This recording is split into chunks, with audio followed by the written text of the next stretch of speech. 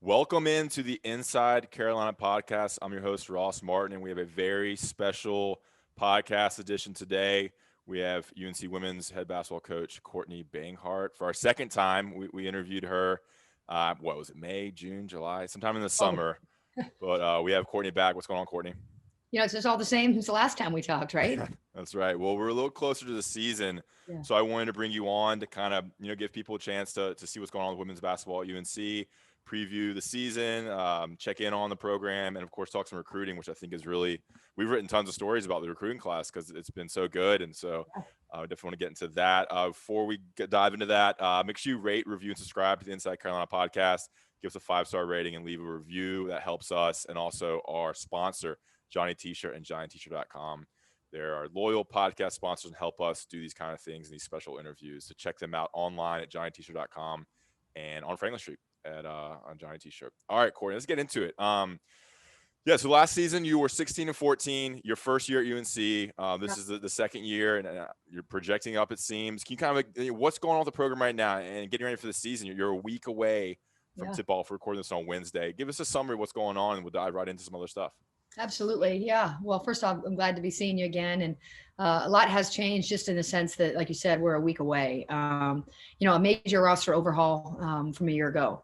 And there's real excitement with that. And there's real accountabilities and depth with that. But there's also challenges because it's kind of a new journey for almost everybody.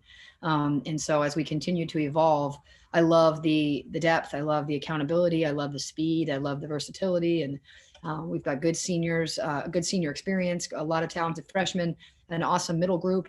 But we've got to kind of evolve into having that on the floor leadership across all positions and the communication that this level requires on the floor that comes over time. And we just don't have a lot of time. With this new group. So it'll be fun for us to get back going. Yeah, and some big news is when you brought back a UNC player who is kind of strange. She was at UNC, not under you, under a different head coach, and then transferred, and is now transferring back for her second grad transfer year in Stephanie Watts.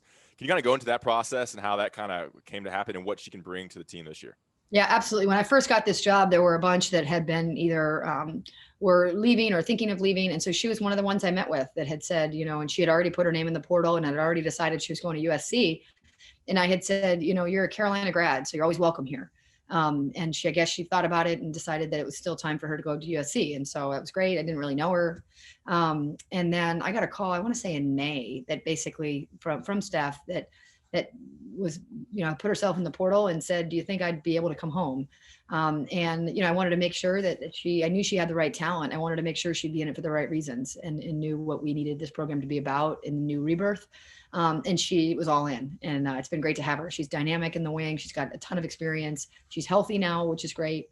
And I think she'll contribute to what we're doing. She's a big-time three-point shooter. Is that right? She sure is. Yeah.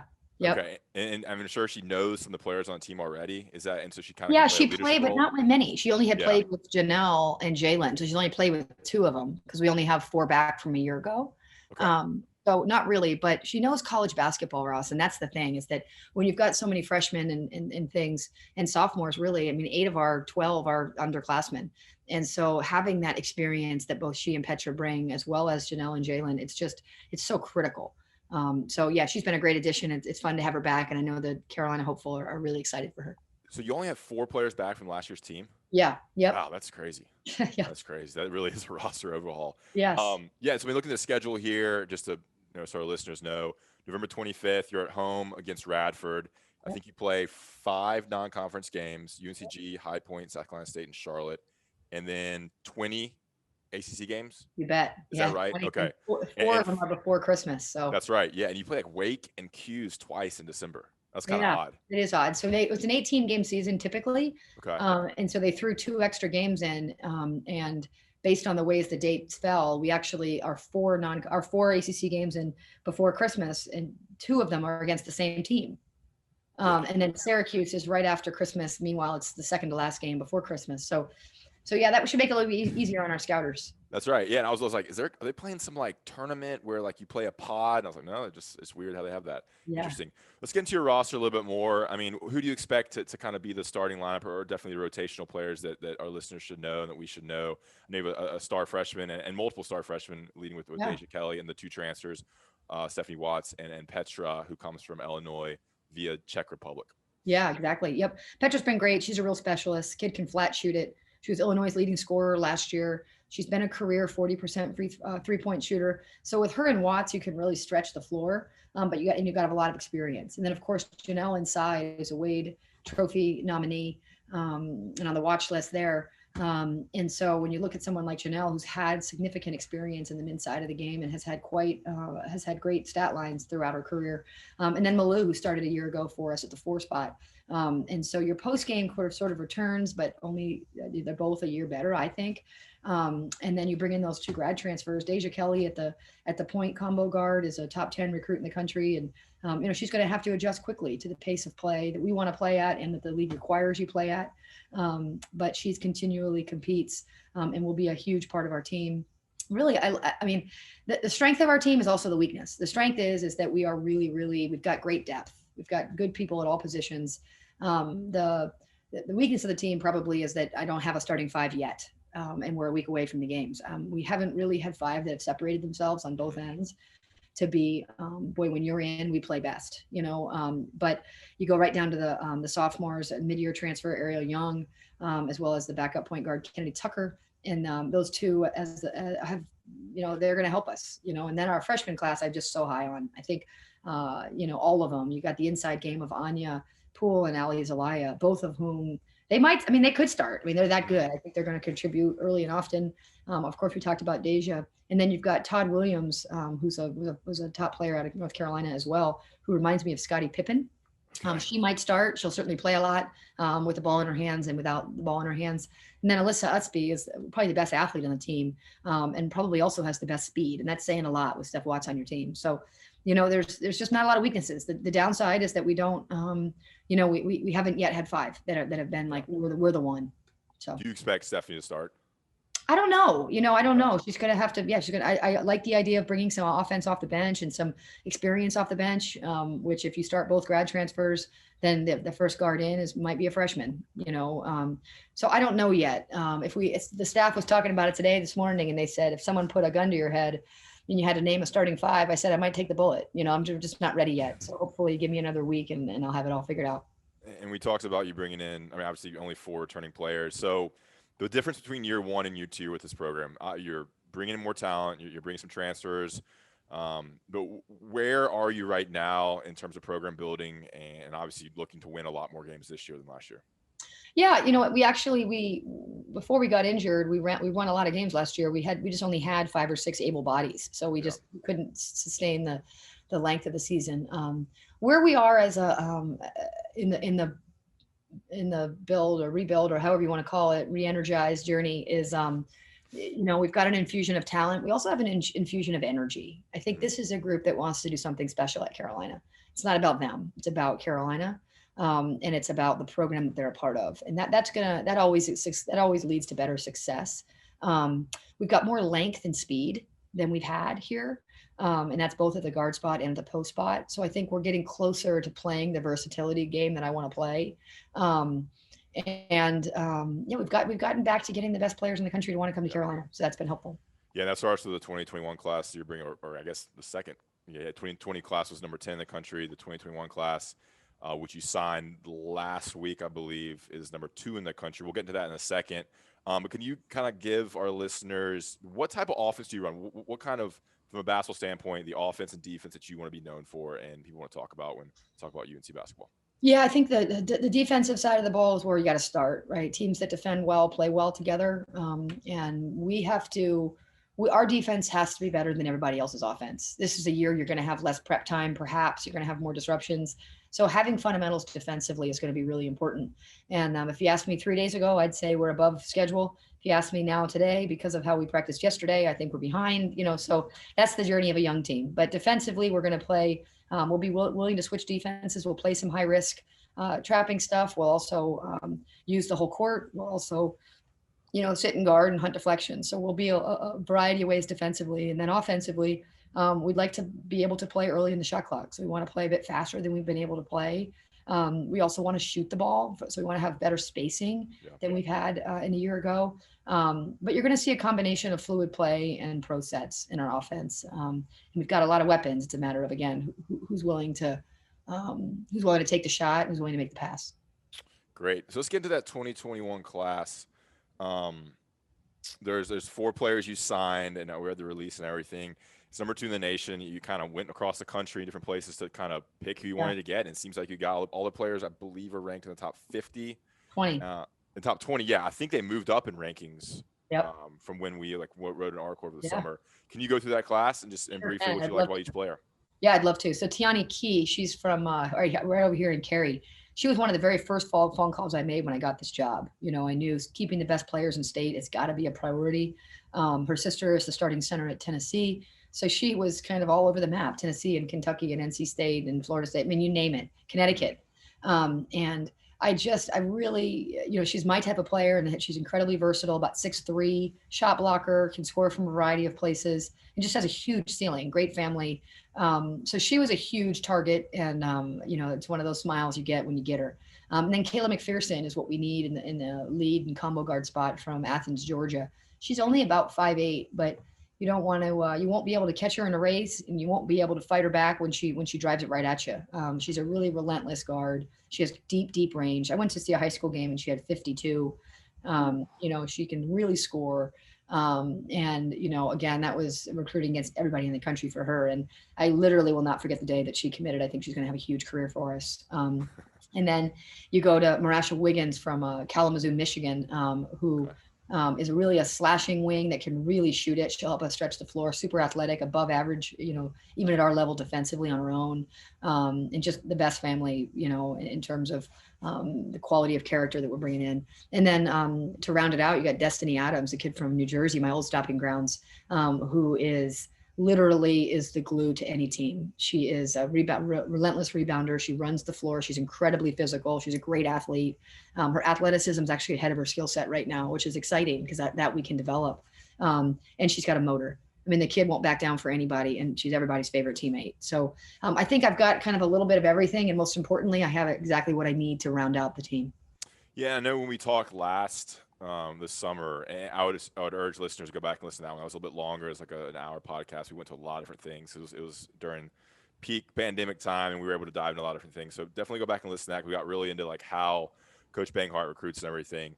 Um, so what is recruiting like now? You have this class signed. They'll arrive, I'm assuming, next June, July, Yep. 2021 class, and be freshmen next year.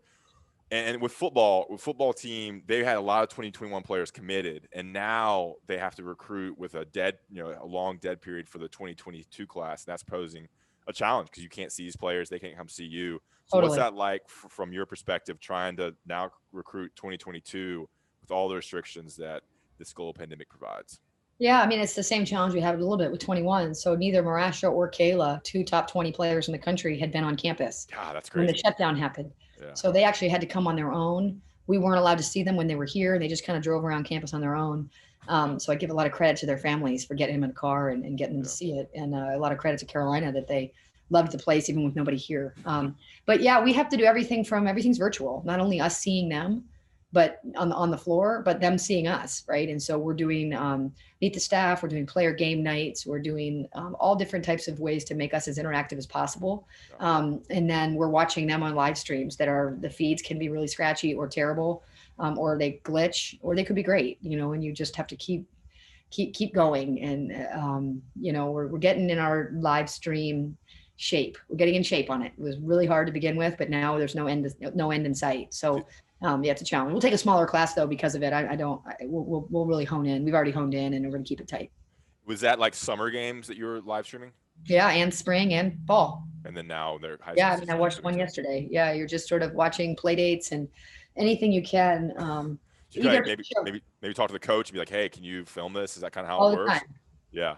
All the time. Yeah. So it's hard. And so we're going to take a smaller class. Luckily, with our 21s, there's 4 and there's 5 20s. So that's 9 of your 15 in 2 years. Yeah. And then So grad transfers, and yeah, we'll keep it small. I was going to say, yeah, grad transfers in this era, you can kind of plug and play where you need to if you do have Mhm. some holes. I know most men's football does that as well.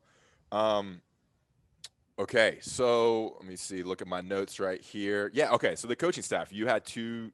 Well, you had one new assistant coach hire. Yeah. Let me pull this. I wrote this down. Adrian Walters. Yeah. Adrian Walters, because I believe one of your coaches, where he went to somewhere in Virginia, Navy, right? be the head coach. Navy. That's Yep. right. So tell us about Adrian Walters and what he's going to bring. Oh my gosh, he's so great. He's just a really good person. I mean, he's got a huge heart. He's super competitive. He's highly mannered. He makes you feel like he's with you all the time. Like after a good practice or a bad practice, he just always is. He's just always with you, which I really appreciate as a head coach doing something that's hard, right? As a recruiter, he's really connecting. Like people like him, and so he's got a great sense of humor.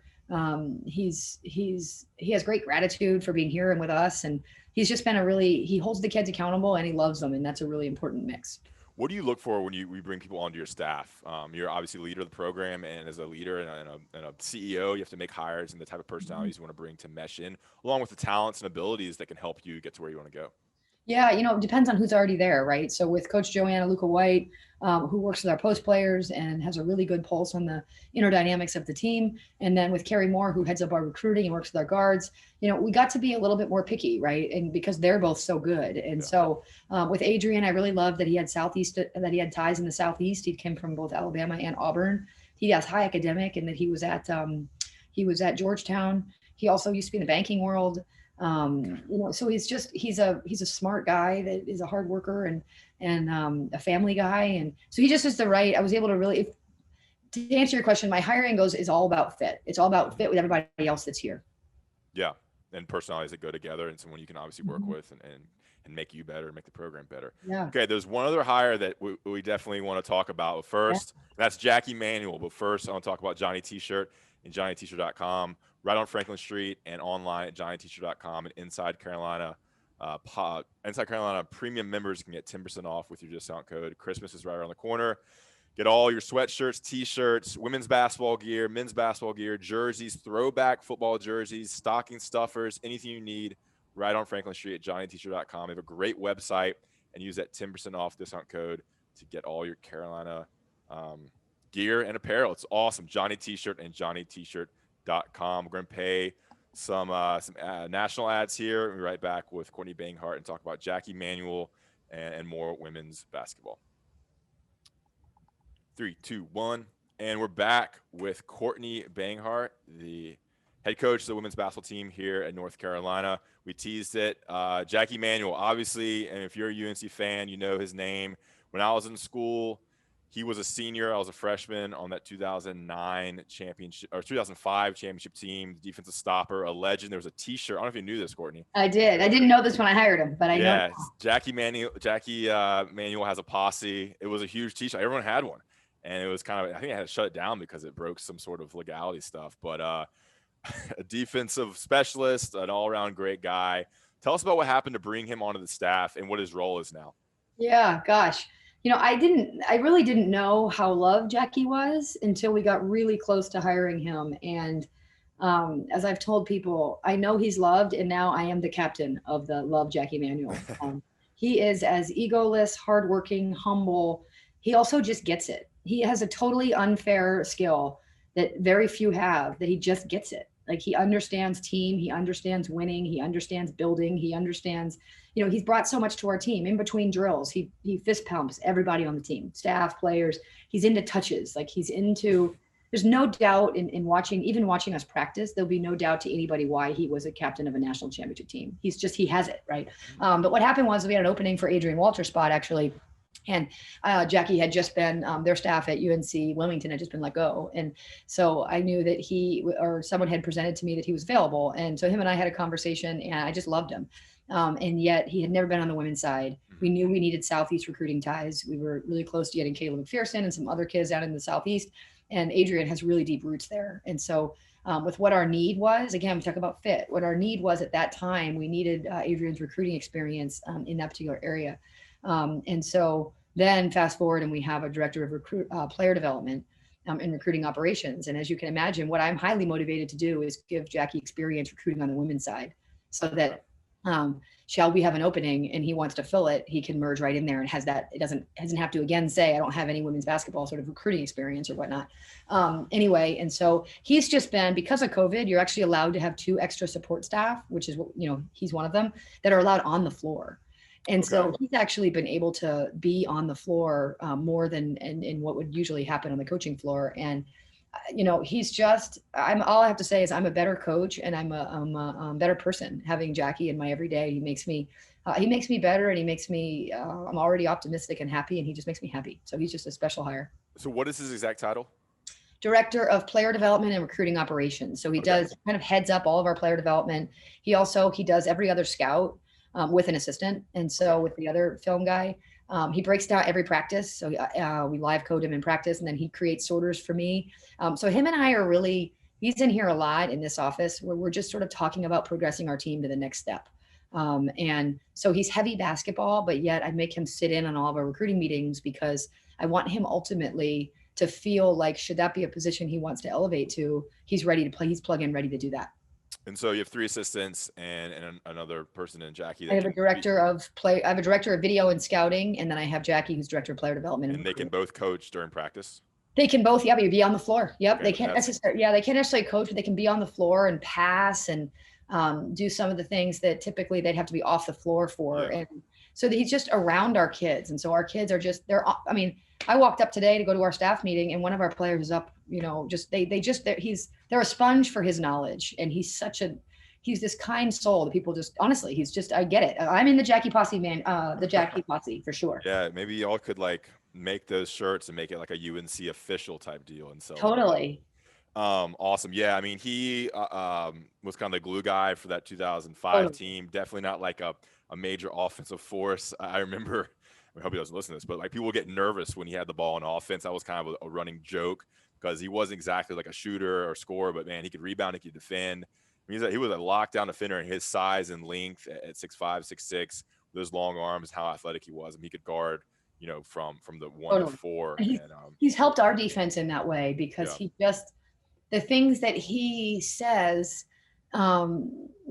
he's so elite at the things that are hard, which is the feel of the game, right? Mm-hmm. And he's been, I think he's loving it because that's what I keep hearing, and there's no way he loves it more than we love having him. Yeah, and he coached with Wes Miller, I believe, at UNCG for a bit. He's bounced around. I think he played internationally for a little bit, and then was on CB McGrath's staff at Wilmington. Yeah. Or CB was let go. Awesome. Yeah. And then of course Sean May, same class. Sean May was a junior on that team. Sean May is on the staff for the UNC team. So it's kind of cool to have those 2 guys back in Chapel Hill. Yeah. Okay. Kind of some closing stuff here. Can you kind of take me inside a game day? What does a game day look like for you? And instead of games at 7:00 or something, what from when you wake up to kind of what happens before tip off? Let's say pre-COVID, because I really don't know with COVID. I mean, let's go for regular season. Yeah, real life. So real life always involves me waking up and having breakfast with my little children. It kind of normalizes me in a way that I appreciate. I get an exercise in. What do you do? Usually run, but I also do weights. Mm-hmm. Yeah. Are you an outside runner, inside runner? I prefer to be an inside runner, but now with COVID, all I do is run outside. Yeah. I'm afraid of COVID. So Chapel Hill's a low key, great running town. There's tons of great trails. Totally. And Merritt's Pasture is almost every day. Yeah. You said Merritt's Pasture? Yeah. Oh yeah, that's right by my house. That's awesome. Yeah, I go outside. Mine too. Anyway, so I go, and then we come in and do a shoot around. So we'll go through sort of which part of our offensive package and which part of our defensive package we're going to most utilize in the game. We'll go through some film with our players. That's in the morning? That's in the late morning. Okay. Late morning, depending on class, of course. Yeah.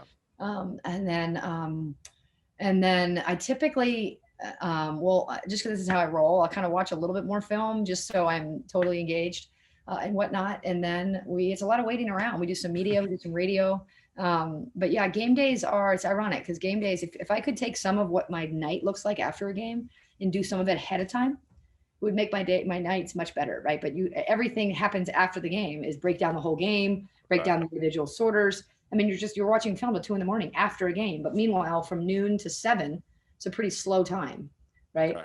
So you'd almost wish you could break the game down before you play it so that it's all done. Why not break it down the next morning? I know football does the same thing. Football does it right after.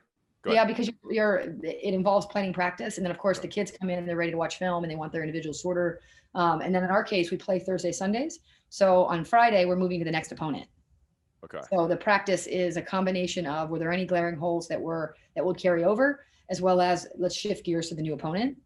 So you kind of you don't have the time like it takes anywhere between an hour or two to after a game to really get what you need film wise, as well as embedded into a new plan for the next day. And there's just no other shortcut to that. And all right, and then this is another thing I want to talk about.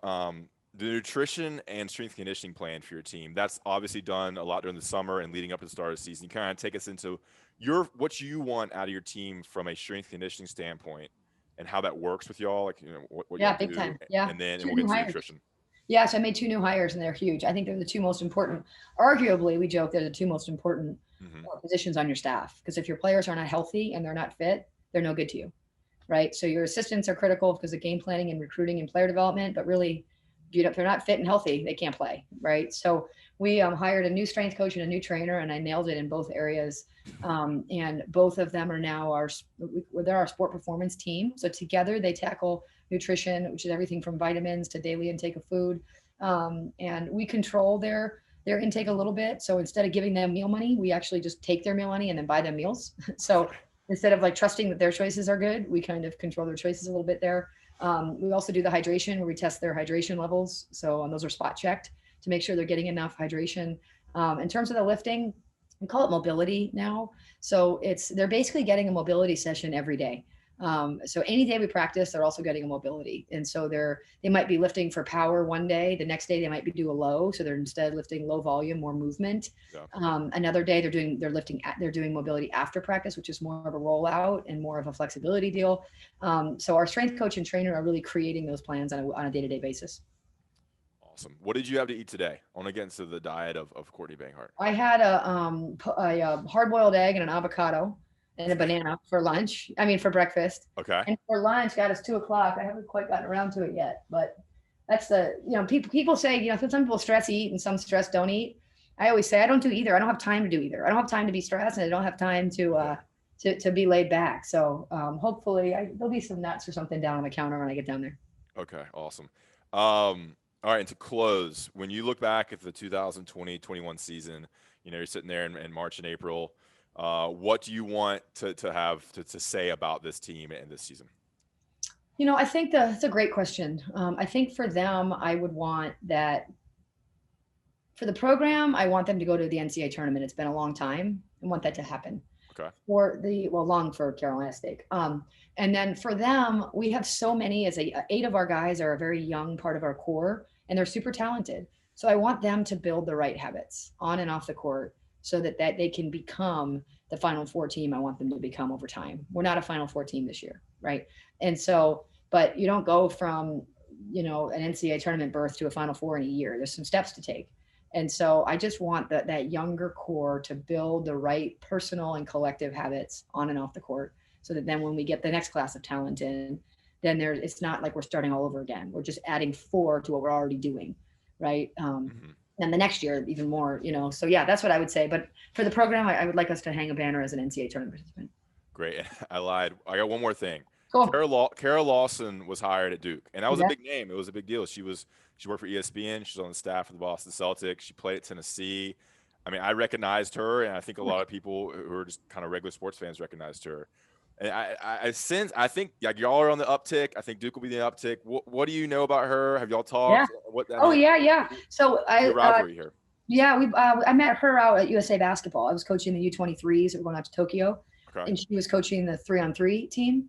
And so I met her there. And when she got I think she called one of our NCAA games when I was at Princeton. But anyway, so when she got the Duke job, I sent her a text and wished her well and said that the Triangle is, the place to be. Let's get the Triangle back to kind of what it needs to be for basketball. And so, I was sort of the hire people were like, interesting, a mid-major. And she's a hire coming from the pros. So we're totally different in that way. And I would argue it's worked out well for Carolina, and we hope it works out well for Duke as well. Awesome. Well, thanks so much, Courtney. I kept you under the 30-minute limit, which I promised. That was awesome. And, hopefully we can do a check-in maybe mid-season or after the season. I think there's a lot of interest around women's basketball right now, and that definitely comes with the hype from recruiting. And so we're looking forward to what you do this season. We appreciate you listening to the Inside Carolina podcast. Absolutely. Thanks for having me, Ross.